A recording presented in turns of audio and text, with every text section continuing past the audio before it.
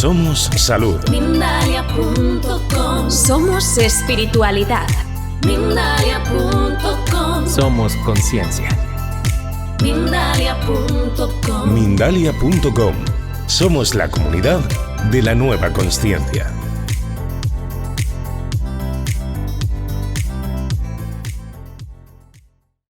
¿Ves? Dentro de los cronistas de lo insólito, que para mí estos pliegos de Cordel son estos antecedentes de los cronistas de lo insólito, acordaros, estos protoperiodistas, estos que son los que crean todo el corpus, ¿no?, de los sucesos extraordinarios, que luego con el tiempo pues se convierte en esto que llamamos el periodismo de misterio. Bueno, pues estos ya eran periodistas de misterio. Bueno, yo los divido como en cuatro apartados dentro de lo asombroso, ¿no? Por una parte, los crímenes horrendos; por otra parte, los fenómenos meteorológicos inusuales, que eso llamaba mucho la atención, cuando aparecían ahí extraños cometas y nubarrones; apariciones que podían ser de personas, de animales o bien de objetos; y nacimientos de seres monstruosos, que eso también pues llamaba mucho la atención. Ahora os pondré unos cuantos ejemplos.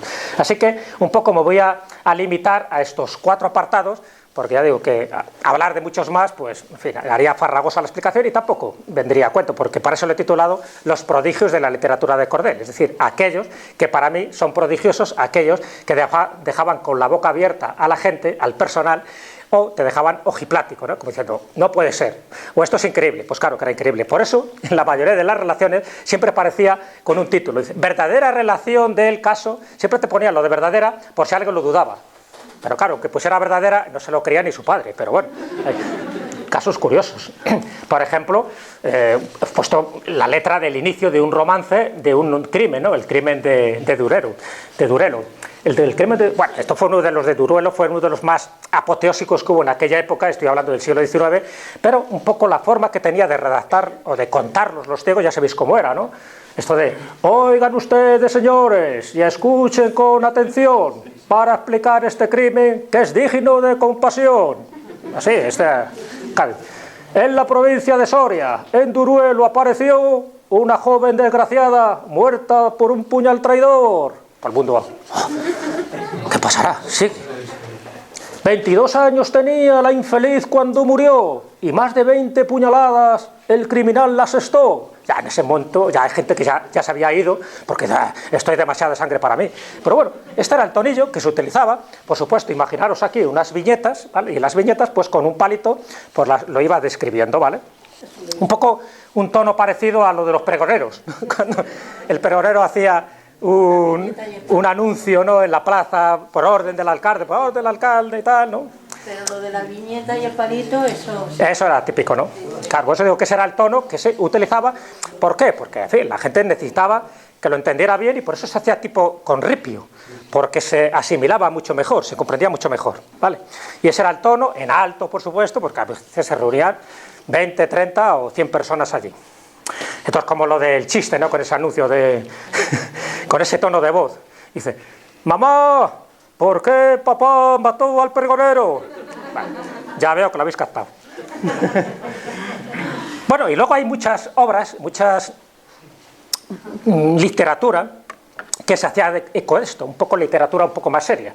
¿Sabes? Que muchas veces me han preguntado, dice, oye, ¿y tú cómo sabes tantas historias? ¿Cómo consigues pues, acceder a este tipo de rarezas, ¿no?, dentro del mundo del folclore, de las tradiciones, de las leyendas?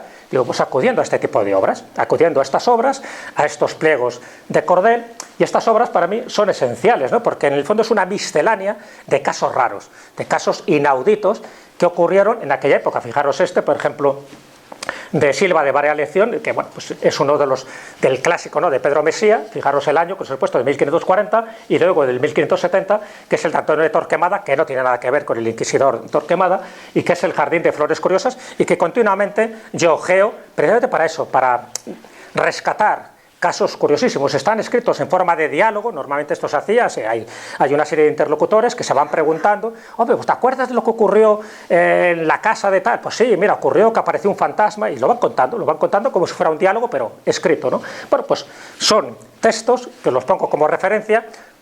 Por cierto, hay ediciones actuales, he puesto un poco la edición original, porque en el fondo es eso, es una recapitulación de estos cronistas de lo insólito que mucha gente desconoce, que encima son españoles, que encima tenemos el privilegio de que somos pioneros en este tipo de literatura, y sin embargo pues casi nadie conoce a Pedro Mesía o Antonio de Torquemada, pero bueno, que siempre es importante tener en cuenta estos referentes literarios a la hora de conocer a estos cronistas de lo insólito. Bueno, y una de las formas, como os dije al principio, son las aleluyas.